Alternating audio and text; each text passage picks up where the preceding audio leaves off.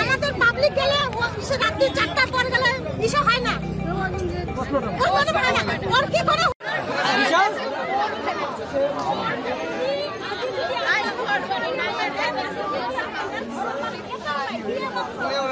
ও control করে ফ্যামিলিটা ও control করে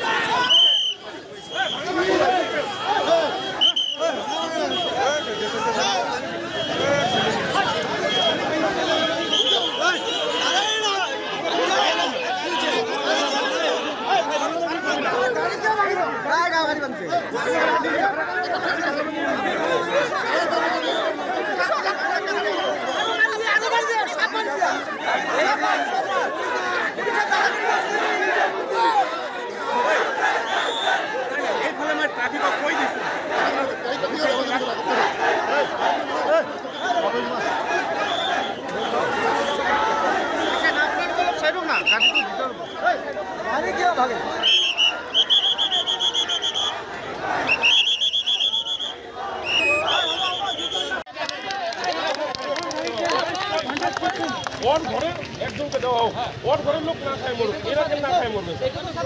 এটা করেন আমরা আইনের সাথে আছি স্যার।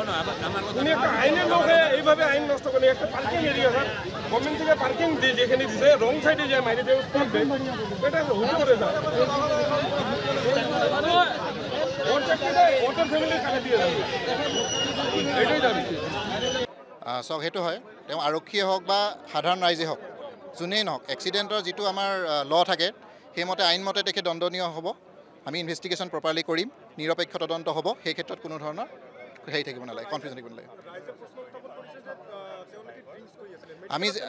আমি যেতিয়া প্ৰথমবাৰ তেখেতক এলকমিটাৰ টেষ্ট কৰিছিলোঁ তেতিয়া তাত নাছিলে। তথাপিও যিহেতু ৰাইজৰ ডিমাণ্ড আছিল আৰু আমিও এইটো ইনভেষ্টিগেশ্যন প্ৰপাৰলি কৰিব বিচাৰোঁ, আমি সেইকাৰণে তেওঁ ব্লাড চেম্পুল লৈ পেলাই ফৰেনচিক চায়েন্স লেবৰেটৰী গুৱাহাটী কাহিলীপাৰাৰ কাৰণে অলৰেডি পঠোৱা হৈছে। আৰু ছাছপেনশ্যনটো তাৰ লগতে আমাৰ এছ পি ছাৰে তেওঁ গম পোৱাৰ লগে লগে সেইটো মানে যিহেতু এটা সাংঘাতিক এটা ঘটনা হ'ল, খুব দুৰ্ভাগ্যজনক ঘটনা, আৰু সেইকাৰণে এছ পি ছাৰে লগালগ তেওঁৰ ওপৰত ছাছপেনশ্যনৰ ব্যৱস্থা কৰিছে।